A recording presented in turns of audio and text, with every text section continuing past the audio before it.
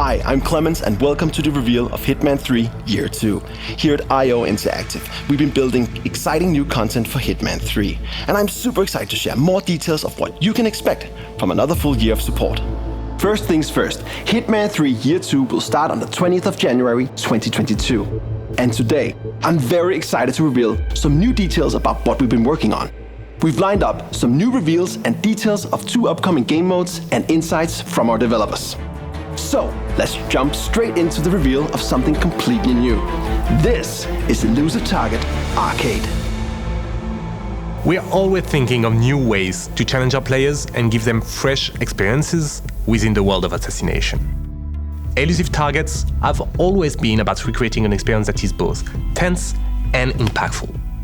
You get one chance to take down your target, there are no second chances, and failure is permanent.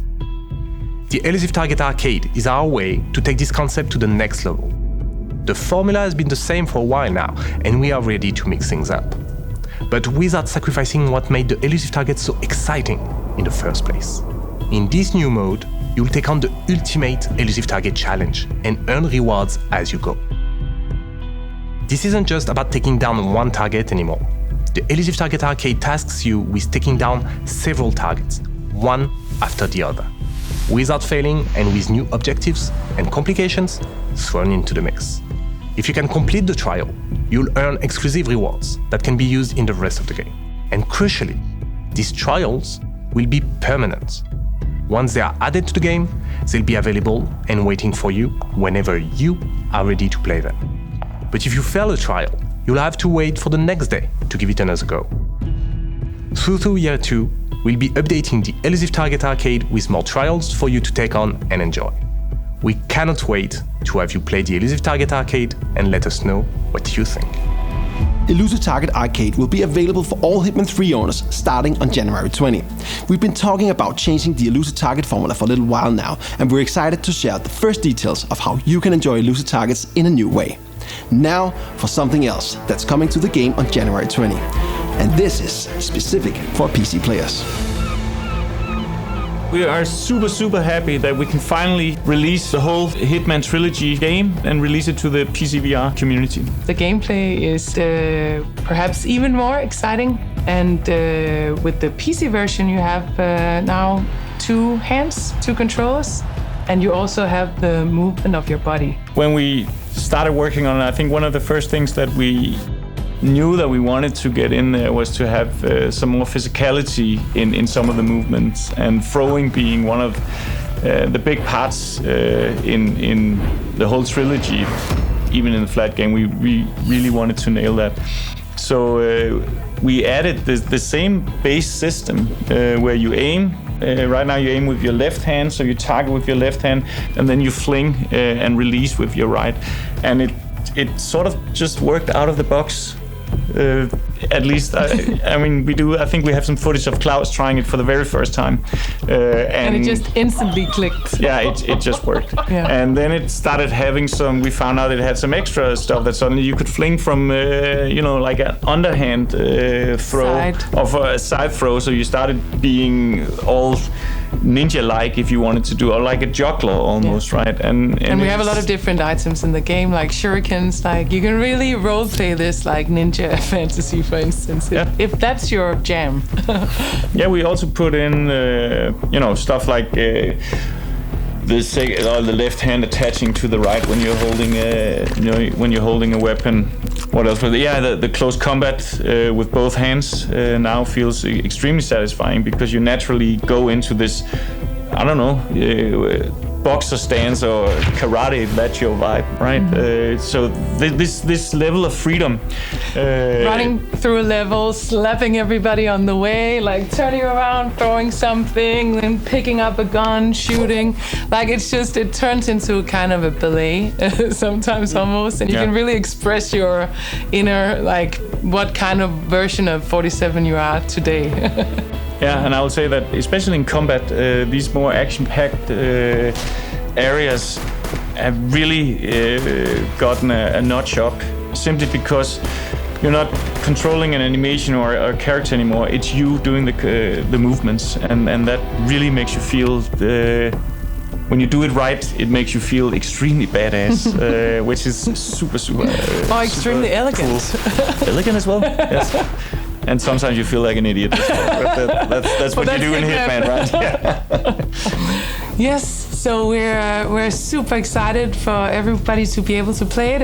It's happening right around the corner, and we can't wait to hear everybody's feedback and reactions and see what people figure out, what crazy ways they're going to play the game. And PC VR is very much what?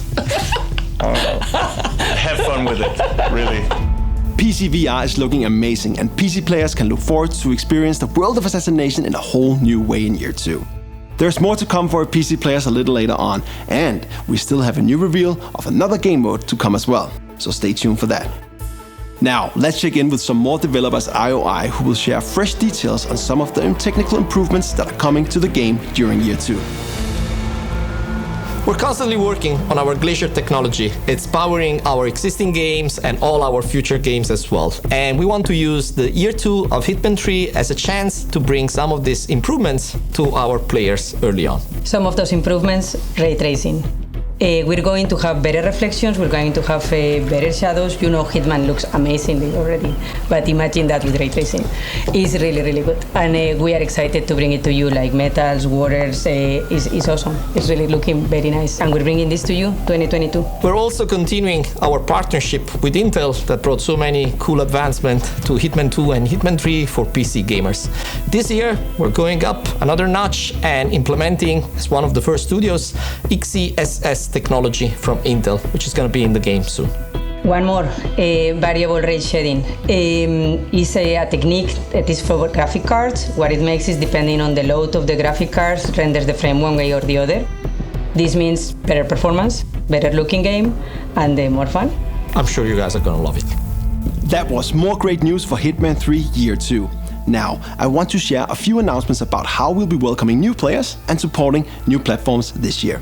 Firstly, we're happy to share with our PC players that Hitman 3 will arrive on Steam at the start of year 2, with full support of VR and all the technical improvements that you've just seen. If you're completely new to the World of Assassination, we're making it easier than ever to get started and play the full campaign in one single package. The Hitman trilogy includes Hitman 1, Hitman 2, and Hitman 3, giving you everything you need to jump straight into the World of Assassination.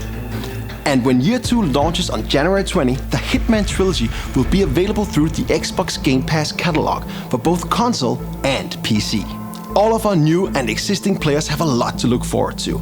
And now, we're excited to share the first details of a major new game mode that is coming to Hitman 3 in just a few months' time. This is Freelancer.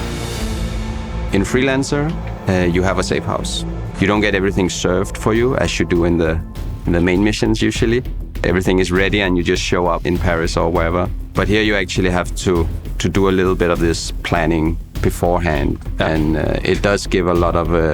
the role-playing part of it is really strong because you kind of feel like you are Hitman, basically. You can also visit all your different parts of the safe house. These are customizable, so you can, over time, kind of configure how you think your Hitman should live. As 47, you are taking on some cool freelance contracts. You have to find some criminal enterprises that are destroying the world slowly, and you have to choose which one you really hate and go against them. So really a campaign is a set of missions that spans across the world of assassination. So as a player, you should imagine going on a longer kind of campaign where you go to different missions and you choose the order you want to approach them in. So there's a lot of strategical considerations as well. So this gives a very varied experience whenever you play new campaigns. Yes, it combines the territories and the locations in new ways. When you're on a campaign, you are going up against various types of crime, basically. First off, you have to try and corner the leader. You do that by going to different locations where you take down some of the more ordinary members. And these are sort of bread and butter missions, but it all leads towards you cornering the leader. And the last territory will basically be where the leader is. So you also have some choice there that you can sort of pick where you want to face the leader. When you get to the final mission, you don't know exactly who the leader is. You have some intel that will help you, but you still have to unravel who the actual leader is. So this feels very random when you play over and over again, that you can't really learn the missions. You have to think every time. On these final missions, the leaders will also have additional help from their organization. There's some NPCs that are hidden but are very deadly, so you have to look out for those. There's also other NPCs that will basically spook the leader and alert the leader, so he or she will escape. So there's an added layer of difficulty. Every success in Freelancer basically comes down to your own skill and wits and creativity. Freelancer is very inspired by roguelike games. So we are adding way more consequence to what happens when you're on a mission than we normally do in the normal Hitman games and other game modes. During the missions, there will be suppliers that you can purchase gear from.